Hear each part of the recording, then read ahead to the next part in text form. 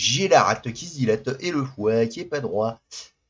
Salut les petits gnous, c'est Gorga. Alors on va faire une petite vidéo sur, ça va peut-être être pas drôle, on va voir ce que ça va donner, hein. La santé numérique et les inquiétants projets d'Emmanuel Macron et de l'Union Européenne. Un article de l'Observatoire des multinationales. Alors moi je vous conseille d'aller jeter un œil, hein, c'est très intéressant. Qui date donc du 29 avril 2022 par Laura Verac. Je pense que ça se dit comme ça. Pas du Varac, c'est Verac. Alors, l'Union européenne doit dévoiler ce 3 mai son projet de loi sur la santé numérique. Une loi fortement poussée par les industriels et par le gouvernement français. Sous prétexte d'adaptation à la révolution numérique, ce projet va ouvrir encore un peu plus grand la porte de nos systèmes de santé au secteur privé, avec pour enjeu le contrôle de l'énorme marché, aussi juteux qu'inquiétant, des données de santé. Le big data, quoi. En février 2022, faisant la tournée des candidats à l'élection présidentielle, 16 dirigeants de start-up de santé numérique mentionnaient qu'une stratégie européenne solide ferait plaisir, stratégie européenne de santé numérique, hein. Leurs souhaits sont sur le point d'être exaucés. 3 mois plus tard, le 3 mai 2022, la Commission européenne doit dévoiler son projet de loi sur l'espace européen des données de santé. Une loi qui s'appliquera, une fois amendée puis approuvée par les États et par le Parlement européen, à tous les pays membres. Le gouvernement français, qui occupe actuellement la présidence tournante tournante dans la présidence, ouais.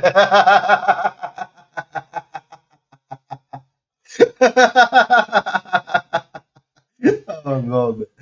Ah, je voulais être sérieux pour une fois, merde. Alors, la présidence tournante du Conseil de l'Union européenne en avait fait une de ses priorités. De quoi s'agit-il et pourquoi faut-il s'en soucier? Derrière le besoin évident d'adapter nos systèmes de santé à l'ère du numérique et de profiter des nouvelles possibilités qu'il offre se cache, en fait, un risque accru de soumission de ce secteur à la loi du marché et de l'ouverture d'un immense marché des données de santé, aussi juteux qu'inquiétant. Le projet de réglementation européenne, qui s'appliquera mot pour mot en France, se concentre sur deux axes. Le premier, les données médicales des Européens et leur accès à travers l'Union européenne, ou comment créer un dossier médical pour chaque patient européen accessible en ligne par tous les professionnels de santé du continent. Jusque-là, ça a l'air plutôt sympa. Enfin, ça peut être pratique. Le second, la concentration de ces données médicales et leur utilisation par les pouvoirs publics et les industriels à travers l'Union européenne, ou comment et avec qui partager toutes les données médicales des citoyens européens au-delà du personnel médical consulté par ces derniers. Là, ça devient problématique. Alors, téléconsultation et télésurveillance. Concernant le premier axe, l'argument de vente privilégié des décideurs est que chaque citoyen européen pourra mieux être soigné dans un autre pays en cas de maladie durant un voyage, puisque le médecin du pays d'accueil aura accès au dossier médical du patient dans son pays de résidence. Toujours pour le bien commun contre la file, hein. Mais la loi en cours de rédaction va en réalité plus loin que ça. Elle ouvrira certainement la porte à la téléconsultation et à la télésurveillance, soit une véritable mine d'or pour les startups de l'e-santé. L'e-santé, ouh. Ah là là. C'est bon, le novlangue, hein, temps, ça me fout la chiasse. Ça va, je porte une couche là. La téléconsultation permet de consulter des médecins dans des zones reculées, diminuant ainsi la pression sur les pouvoirs publics pour résoudre la question des déserts médicaux. Ce marché intéresse les entreprises françaises. Doctolib, la plus importante licorne française chérie des pouvoirs publics, développe déjà, en plus de ses services de prise de rendez-vous et de gestion de cabinets médicaux, une activité de téléconsultation. Ces déclarations d'activité de lobbying à la Haute Autorité pour la transparence de la vie publique, transparence, ouais, promouvoir une régulation favorable à l'essor de la téléconsultation et promouvoir une politique de l'hébergement et de la protection des données favorable à l'activité de Doctolib. Et ainsi de suite affiche clairement la couleur. De plus, grâce à des appareils connectés à leur smartphone, les patients pourront s'autodiagnostiquer en faisant des échographies, par exemple. Des échographies avec un smartphone? On n'en est pas là quand même. Mais alors par contre, il va y en avoir des autodiag, hein. Putain. Et puisque votre dossier médical sera européen, il se pourra que votre docteur ou radiologue se trouve à l'autre bout de l'Union européenne. Ça va être pratique, ça, si tu te retrouves avec un vieux Polac, ça va être pratique pour comprendre ce qu'il te dit, quoi. Alors, tout ceci n'est toutefois pas sans risque. Bah oui. Cela risque d'accentuer une tendance à la libéralisation de la santé similaire à celle qu'ont connue d'autres services publics, sous prétexte d'offrir un choix plus large et plus libre aux patients. C'est pas dans cet ordre-là, mais c'est pas grave. Le Conseil national de l'ordre des médecins dénonçait déjà en 2018 une ubérisation de la médecine avec multiplication des téléconsultations médicales en provenance d'assurances privées ou de plateformes diverses. La télésurveillance, quant à elle, regroupe des applications qui permettent de suivre vos pas, votre rythme cardiaque, votre taux de glycémie ou encore le nombre de verres d'alcool que vous buvez. Apple vend par exemple en France une montre connectée qui permet à tout utilisateur de réaliser un électrocardiogramme, examen de l'activité cardiaque habituellement réalisé par des cardiologues.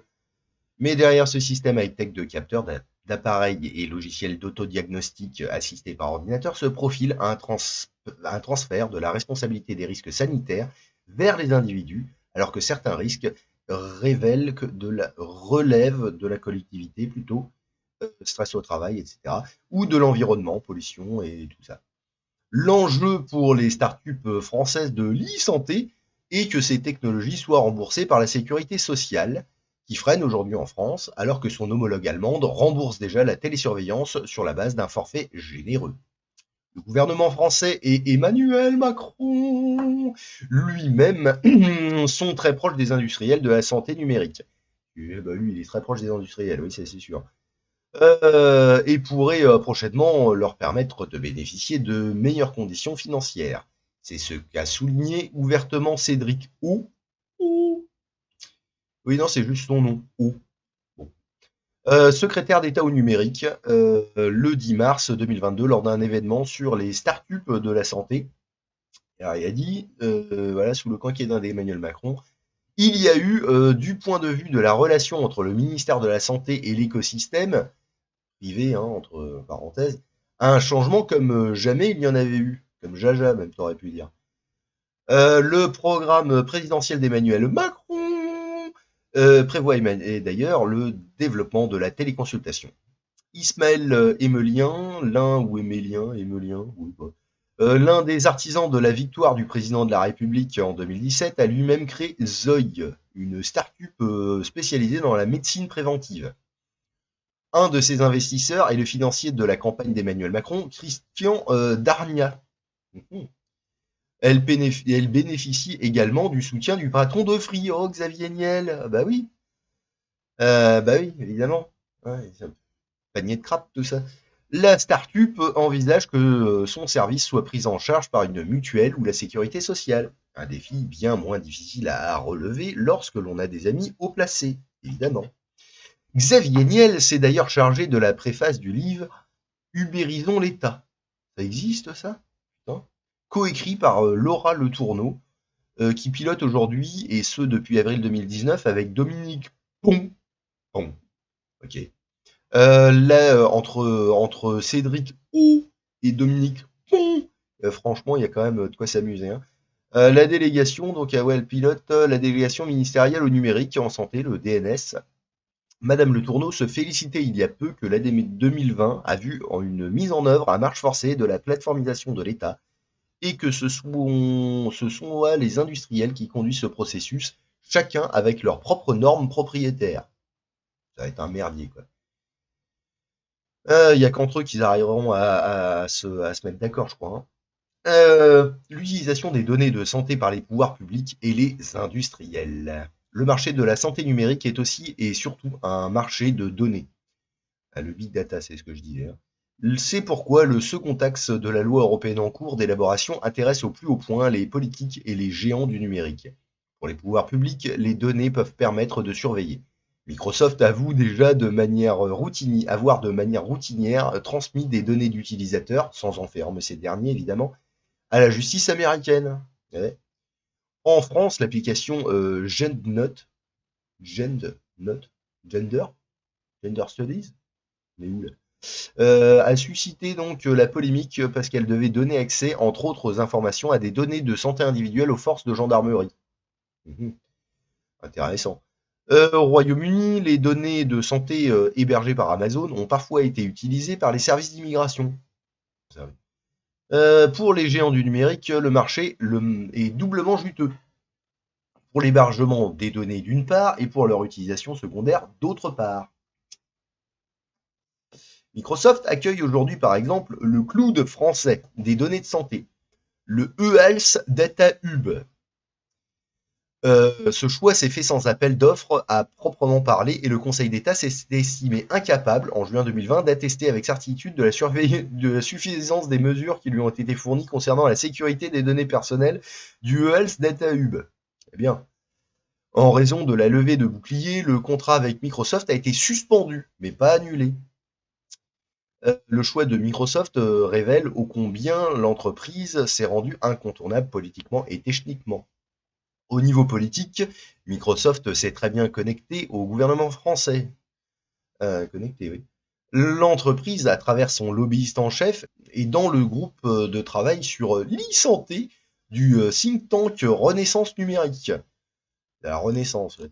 Ce think tank a été sollicité par le secrétaire d'État aux Affaires européennes dès novembre 2020, puis en avril 2021, afin d'aider le gouvernement français durant sa présidence du Conseil de l'Union européenne. Microsoft a donc pu influencer très tôt la position européenne du gouvernement français sur l'e-santé. Ça m'énerve ces trucs-là, l'e-santé, mes couilles, tout ça. Oh là là. Au niveau technique, avant l'écriture d'une proposition de loi européenne, la Commission permet aux entreprises et aux citoyens de donner leur avis sur le sujet de loi. Non, ils vont nous demander notre avis. Oh, comme à Maastricht. Oh, Microsoft a pris part à la consultation sur l'espace européen des données de santé. Sa réponse montre l'étendue de ses solutions techniques pour une collection européenne des données de santé, une gamme d'outils que très peu d'autres entreprises peuvent fournir. Le eHealth Data Hub doit permettre aux industriels d'utiliser les données de santé des patients français pour la recherche médicale. Tu seras un cobaye sans être au courant, quoi. Aujourd'hui, le eHealth Data Hub a déjà 962 projets, bah dis donc quand même, avec les industriels de la santé. Deux laboratoires pharmaceutiques représentés dans le groupe de travail sur l'e-santé du think tank Renaissance numérique collaborent avec eHealth Data Hub, Roche pour 8 projets, Abbott pour 3. La France, présidente de l'e-santé. L'Élysée a mis tout son poids politique durant sa présidence du Conseil de l'Union européenne pour faire avancer la proposition de loi sur l'espace européen des données de santé. Le gouvernement français est représenté sur ces questions par Madame Zablitz-Schmitz. Il y a de quoi se marrer aussi avec ça. Directrice de projet Europe et international à la délégation du numérique en santé du ministère des Solidarités et de la Santé depuis 2020. Ils mettent solidarité partout parce que c'est quoi? C'est transition écologique et solidaire, je crois, un truc comme ça. Pourquoi il y a de la solidarité dans tous les coins, là? Ah, le langage technocratique. Auparavant, elle était administratrice et membre du comité exécutif de Syntec Numérique, aujourd'hui Numéum, syndicat professionnel du numérique, plus de 2300 entreprises, pendant 6 ans, et au conseil d'administration de la Fédération des industries de santé, la FEFIS. Madame Zablitz-Schmitz a participé à l'un des 22 éléments organisés par la présidence française du Conseil de l'Union européenne sur l'e-santé. Pardon, Rototo, Abdoulaye. Une mobilisation inédite pour la e-santé en Europe. Cet événement officiel de la présidence dans lequel elle est intervenue était organisé par la FEFIS et Numéum et ne compte aucune association d'intérêt général dans ses convives. Bah non, c'est des intérêts privés. Quoi. Un autre événement officiel de la présidence française du Conseil de l'Union européenne sur l'e-santé, en juin 2022, sera la conférence européenne de la santé, organisée par le IMS, une organisation regroupant des médias, des associations et des entreprises favorisant l'accélération de la numérisation des politiques publiques de santé. Cet événement, sponsorisé notamment par Microsoft, compte déjà parmi ses orateurs annoncés une représentante du ministère français de la Santé. Bientôt, ce sera le ministère de la Santé de Microsoft. On a compris le concept. Cette proximité entre intérêt privé et public se retrouve dans les positions officielles. En effet, 2 février 2021, le gouvernement français répondait à une consultation publique de l'Union européenne sur l'espace de données de santé européen, la EDSE. ETSE, à tes souhaits, en insistant sur le fait que l'ETSE doit impliquer le secteur privé de façon plus active, évidemment. La position des institutions européennes. Il semble pourtant que les institutions européennes n'aient pas attendu la France pour collaborer très activement avec le secteur privé. Digital Europe, le lobby numérique européen ayant pour membres Google, Facebook ainsi que Numéum, affirme avoir travaillé de façon très rapprochée avec les services de la commissaire à la santé et à la sécurité alimentaire sur l'e-santé. Des services qui apprécient le soutien de Digital Europe sur l'espace européen des données de santé. Ouais, ils doivent apprécier. Ouais. Digital Europe, tout comme Amazon et Sanofi, conseille également bon, ok, un consortium d'agences gouvernementales et d'universités cofinancées par l'Union européenne pour développer des principes communs en vue de l'utilisation secondaire, par des instances gouvernementales et des industriels, des données de santé européens. Ce consortium continuera à jouer son rôle hautement politique, même après l'adoption de la loi européenne. Sanofi semble tout particulièrement intéressé par cet espace, comme en témoigne son article payé dans le journal le plus lu par les décideurs européens, Politico. Les demandes de l'industriel français font écho à celles du gouvernement français. Une culture favorisant la collaboration entre le secteur privé et public pour un accès aux données. Sanofi collabore déjà avec l'État français à travers le Health Data Hub, puisque l'entreprise fait partie d'une cinquantaine de projets dans ce cadre. Il n'est pas étonnant que les entreprises du numérique, à travers Digital Europe, s'intéressent à ces sujets. Mais les informations médicales des particuliers peuvent s'avérer précieuses également pour les assureurs de santé privés, car elles leur permettent d'ajuster les tarifs de manière plus précise. AXA, par exemple, a été le premier en France à lancer une expérimentation en proposant d'équiper gratuitement 1000 de ses clients de bracelets Withing qui mesurent le taux d'oxygène dans le sang, le rythme cardiaque ainsi que le nombre de pas, en échange de l'exploitation des données recueillies. Les assureurs peuvent réaliser des profilages de population et de risques très utiles pour élaborer des produits de santé, exemple assurance vie, etc., grâce à nos données de santé, notamment celles de la télésurveillance. On va tous être fichés bientôt. Quant aux industriels pharmaceutiques, elles pourraient établir avec ces informations des statistiques d'une importance capitale dans le but d'orienter le marketing des médicaments. Tous ces liens publics-privés et le soutien du gouvernement français aux industriels européens comme américains expliquent sans doute les boulevards qu'offre aux industriels le projet de loi qui doit être présenté par l'Union européenne ce 3 mai. Le futur espace européen des données de santé sera ouvert tant aux acteurs privés que publics qui souhaitent procéder à de la réutilisation. Cela inclut des activités de développement et d'innovation pour les industries pharmaceutiques et l'entraînement des algorithmes des dispositifs médicaux pour l'industrie numérique. La proposition de loi devra comporter de très solides garde-fous pour pouvoir rassurer les citoyens européens. Ouais, suffit de pas trop leur dire et puis comme ça ils sont pas au courant. C'est la transparence, tu laisses libre accès au truc, mais t'en parles pas, comme ça personne n'est au courant. Pratique. Une e-santé qui laisse l'intérêt général de côté. Bah oui. Une autre crainte sur l'espace européen de données de santé est qu'il pourrait ouvrir grand la porte d'une privatisation de la santé. Sans déconner. En France déjà, dans le plan de relance française, suite à la crise du Covid, des fonds étaient alloués à des entreprises numériques pour une meilleure interopérabilité entre le secteur de la santé publique et le privé. De plus, le groupe Roche pilote aujourd'hui en France un projet d'expérimentation sur les nouveaux modes de financement des systèmes de santé initiés par la loi de finances de la sécurité sociale de 2018. Plus généralement, la responsabilisation individuelle du patient, adossée aux technologies de l'e-santé, risque de détruire le principe de la sécurité sociale à la française, en individualisant les risques et en faisant porter le poids de la réduction des coûts sur le malade ou sur le contractant de police d'assurance tout au long de sa vie. L'e-santé, selon son mode d'application, peut donc participer au basculement vers un modèle de type micro-assurantiel, avec certains individus plus exposés aux risques de santé, qui se verraient offrir des contrats d'assurance plus onéreux et des algorithmes aux biais inévitables, de genre ou ethnique par exemple. Cette personnalisation basée sur les algorithmes et les données de santé risque de neutraliser le principe égalisateur de l'assurance santé universelle, celui où chacun reçoit le même service aujourd'hui, comme demain, après un accident de voiture ou d'autres accidents de la vie. Ceci n'est pas le modèle défendu aujourd'hui par le gouvernement français et les institutions pour l'e-santé. Derrière la valorisation des données de santé se posent aussi des questions plus profondes relatives à l'humain. Les données suivent une logique statistique qui participe à la marginalisation de la relation entre le patient et le médecin, de la compétence d'un médecin à établir un diagnostic et du ressenti du patient quant à son propre état de santé. Le patient n'a plus grand-chose à décrire, le médecin plus grand-chose à prescrire, dans une médecine algorithmiquement assistée où seules les données de santé auraient une prétention à l'exhaustivité.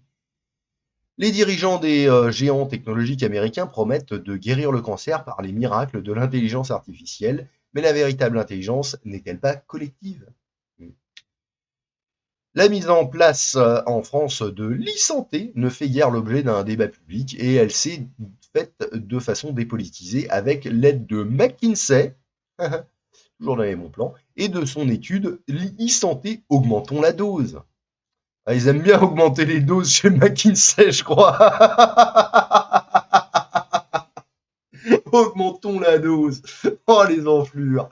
Imposer une directive européenne sous pression des industriels, en toute discrétion et sans débat démocratique adéquat, ne fait que confirmer le peu d'intérêt de nos dirigeants pour les Français, les Européens et leurs préoccupations légitimes. Voilou, voilou, voilou. Bah, écoute, c'était bien rigolo tout ça. Je sais pas, j'ai rien de plus à dire, hein. À part, amusez-vous bien les petits gnous. Et puis ouais, bah, allez voir, soutenez-les hein, si vous voulez. C'est plutôt intéressant, ils méritent. Allez, bisous bisous.